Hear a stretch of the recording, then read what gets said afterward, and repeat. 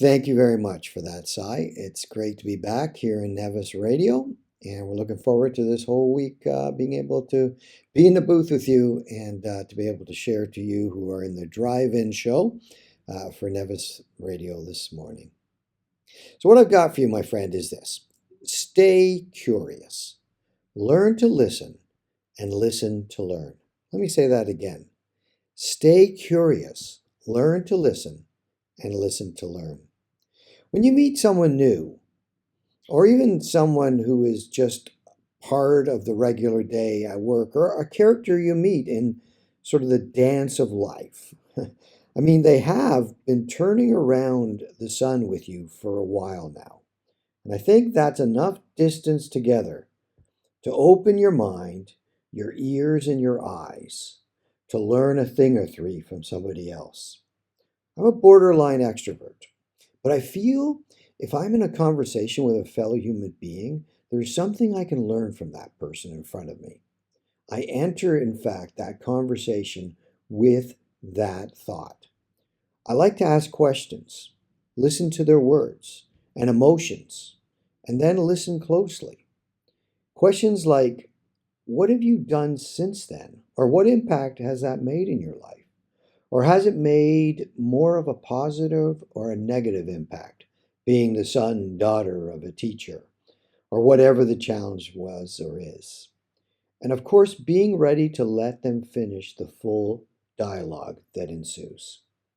When I was in my teens, playing golf, in fact, it was my life, really. On weekends before noon, juniors could only play by waiting at the first tee for a threesome to join, to make it a foursome. Once you joined up, you spent the next 4 hours playing golf, almost always with 3 adults.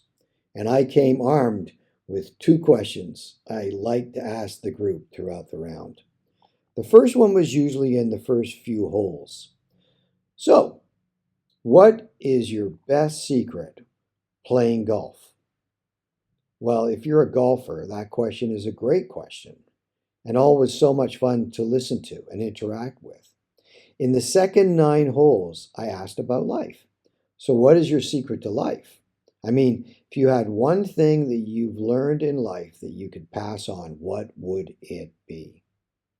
Well, I don't play golf much now, which would be shocking to my younger self to realize that now you're old, you hardly play golf.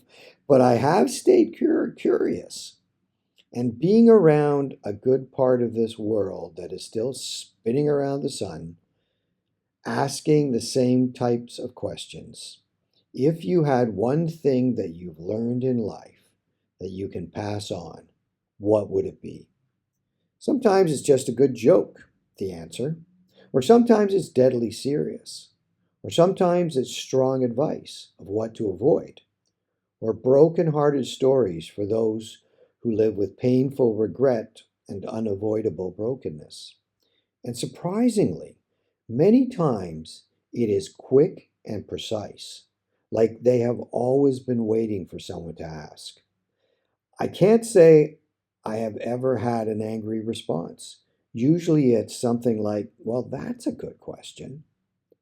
So what about you?